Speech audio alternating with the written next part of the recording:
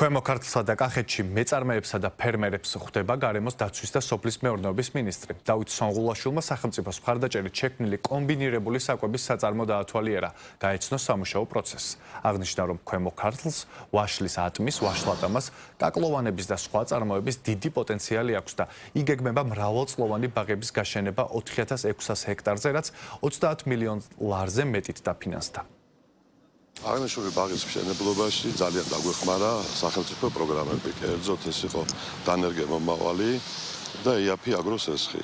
ამის მეშვეობით ეს იყო დიდი სტიმული, ამან მოგვწვა დიდი სტიმული და შევძელით აღნიშნული ბაღის გაშენება. ძალიან მნიშვნელოვანი არის ადგილზე გავეცნოთ ყველა იმ პროექტებს, რომელიც განხორციელდა ჩვენი რეგიონული განვითარების სააგენტოს დაფინანსების მიერ სახელმწიფოს მიერ დაფინანსებული პროექტები ადგილზე ვნახოთ ყველა ის როგორც მეწარმეები, ასევე ფერმერები, რომელსაც აქვს მხარდაჭერა სახელმწიფოს მხრიდან, რადგან ვნახოთ რამდენად წარმატებულები არიან, ვნახოთ რა შეიძლება კიდე მეტი დაჭირდეთ სახელმწიფოსგან, როგორ შეიძლება კიდე უფრო მეტად განავითარონ თავისი პროექტები.